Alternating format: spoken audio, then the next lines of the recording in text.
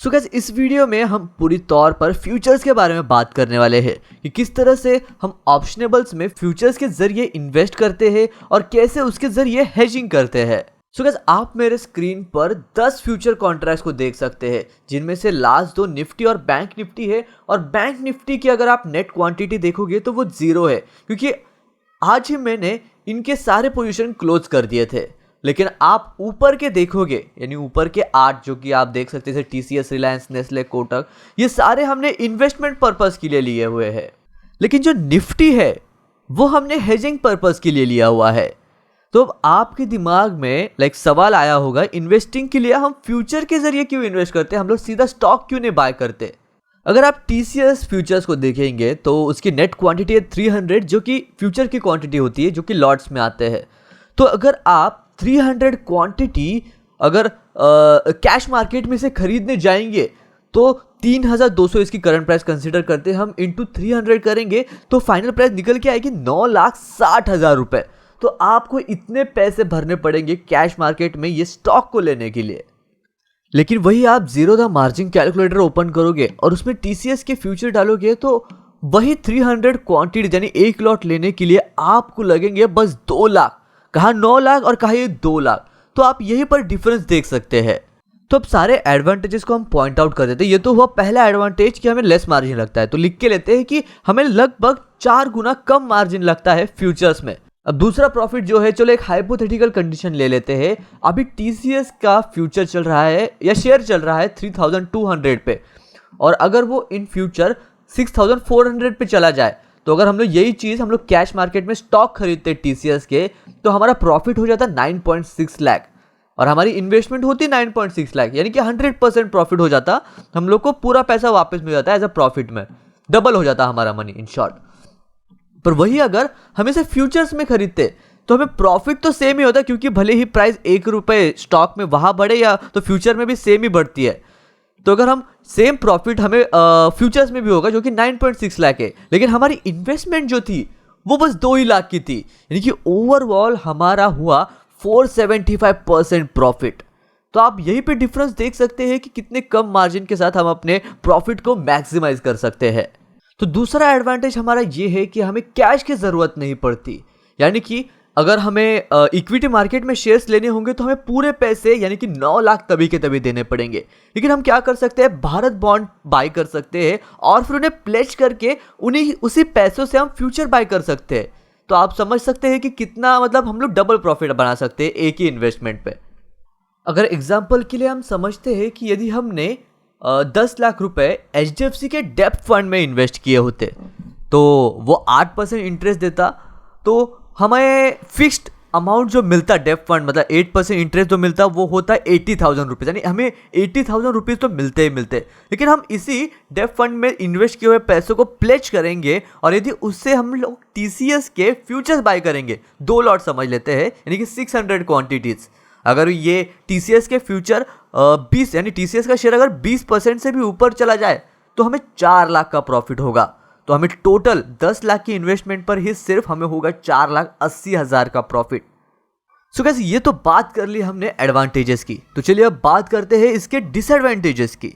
तो पहला तो जो सबसे बड़ा डिसएडवांटेज ये है कि हमें डिविडेंड्स नहीं मिलेंगे। जो हम कैश मार्केट में स्टॉक या इक्विटी बाय करते हैं उसमें हमें कंपनी के द्वारा जब डिविडेंड रिलीज होता है तो वो मिलता है, बट जब हम फ्यूचर्स खरीदते हैं तो वो हमें नहीं मिल पाता। तो ये सबसे बड़ा उसका डिसएडवांटेज है। दूसरा डिसएडवांटेज ये है कि जैसे हमने पता चला कि भाई हम लोग 4x कम पैसे लगते हैं फ्यूचर्स को बाय करने में इक्विटी से, तो जैसे वो ऊपर जाता है तो बहुत ज़्यादा प्रॉफिट होता है। लेकिन वही अगर वो नीचे भी चला जाए तो उतना ही ज़्यादा हमारा लॉस भी होगा। तो अब ऐसा समझते हैं कि हमने एक क्वांटिटी बाय कर ली 2 लाख के कैपिटल पे फ्यूचर्स की टीसीएस के, तो उसके शेयर्स बस 500 पॉइंट से भी अगर नीचे आ जाए ना तो हमारा 75% लॉस होगा, यानी कि हम ऑलमोस्ट 1,50,000 रुपीज़ लूज कर देंगे बस इस एक ट्रेड में। तो ये हो गया हमारा दूसरा डिसएडवांटेज। और जो तीसरा डिसएडवांटेज ये है कि जब भी हमारी एक्सपायरी क्लोज आ जाती है फ्यूचर्स की, तो जब हम उसे रोल ओवर करते हैं तो हमें 0.5% एक्स्ट्रा पे करना पड़ता है। तो अगर हम सेम चीज़ पूरे 1 साल यानी 12 महीनों तक करें तो हमारा वही पे 6% का लॉस हो जाता है। लेकिन 0.5% की एक खास बात भी है। हम लोग एक साल में 6% तो लूज कर देंगे, लेकिन ऐसा समझते हैं कि TCS ऑन एवरेज 14% की रिटर्न देता है। आई मीन TCS के स्टॉक, तो हम लोग ने उसके फ्यूचर्स बाई किए थे। तो अगर हम लोग इस 6% को उस 14% से माइनस कर दे तो हमारे पास बचते हैं 8%।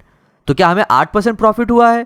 नहीं, हमें 4x लेवरेज भी तो मिला है, क्योंकि हम लोग ने बॉन्ड्स बाय करके उसे प्लेज भी तो किया है। तो ये 8 है ना, वो 4 से मल्टीप्लाई हो जाएगा, यानी कि हमारे रिटर्न्स हो जाएंगे 32%।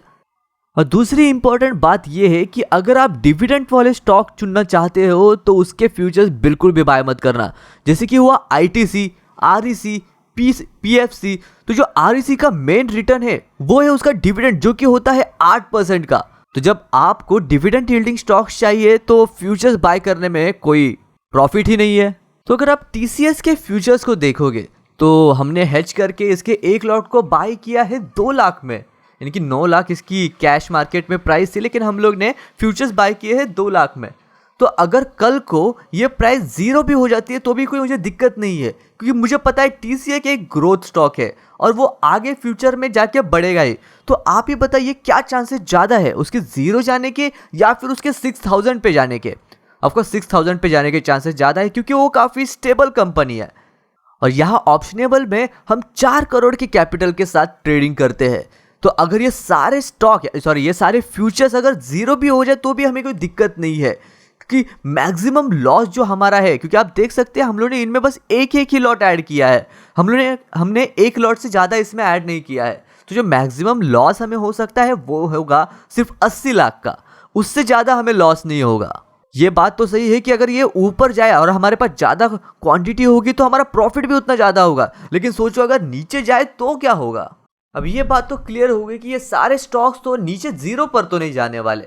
तो 5 या फिर 7 साल में ये स्टॉक में भी डबल हो सकते हैं, उसके चांसेस बहुत ज़्यादा है, जो कि होता है 12% CAGR।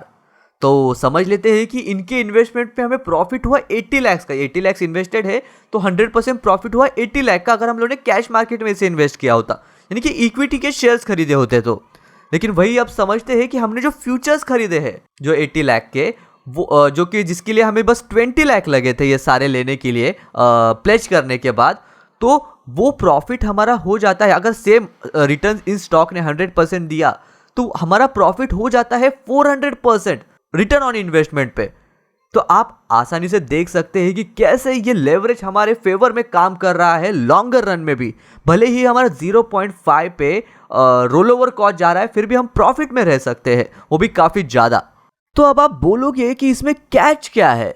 कैच ये है कि हमें M2M लॉसेस को कवर करने के लिए हमें कैश लगेगा। ऑफकोर्स इसे पोजीशन में एंटर करने के लिए हमें कैश नहीं लगेगा। ऐसे समझते हैं कि मार्केट 3200 यानी कि TCS के फ्यूचर्स 3200 से 4000 पे चले गए, तो हमारा 800 रुपये का प्रॉफिट हुआ। ये काफ़ी अच्छी बात है। और 4000 से अगर ये वापस नीचे 3500 पे भी आ जाए तो भी हमें कोई कैश पंप करने की ज़रूरत नहीं है, क्योंकि ये अभी भी हमारे परचेस प्राइस के ऊपर ही है। लेकिन अब हम उल्टा सोचते हैं कि अगर यही फ्यूचर 3200 से गिर के 3000 पे चला जाए, यानी कि 200 नीचे चला जाए, तो हमें 1 लॉट की साइज है 300, तो हमें 200 इंटू 300 यानी कि 60,000 रुपीज़ हमें अपने अकाउंट में रखने पड़ेंगे M2M लॉस को कवर करने के लिए। शॉर्टर रन में ये काफ़ी डिफिकल्ट हो सकता है, लेकिन लॉन्गर रन में ये स्टॉक अच्छा प्रॉफिट दे ही देते हैं, तो ऐसी दिक्कतें काफ़ी कम ही आती है। तो अब आप पूछोगे कि हम इन फ्यूचर्स को कब से पोजीशन एंटर कर रहे हैं? तो जो आप TCS का 3200 देख रहे हैं, जब वो 2100 का था तब से हम TCS के फ्यूचर रोल ओवर करते जा रहे हैं। वैसे ही रिलायंस और नेस्ले और सारे स्टॉक फ्यूचर्स जो है सारे, ये हम लगभग 1 साल पहले से रोल ओवर करते हुए आ रहे हैं। सो गाइस, ये तो हो गया बेसिक फ्यूचर के बारे में इंफॉर्मेशन। हमने यहाँ पे एडवांटेजेस और डिसएडवांटेजेस के बारे में बात की। ये तो था पार्ट 1। तो पार्ट 2 में हम जानेंगे कि किस तरह से हम फ्यूचर्स के जरिए हेज कर सकते हैं अपनी पोजीशन को। तो जैसे आप यहाँ पर निफ्टी देख सकते हैं, वो है हमारे करंट मार्केट के लिए हेजिंग पोजीशन।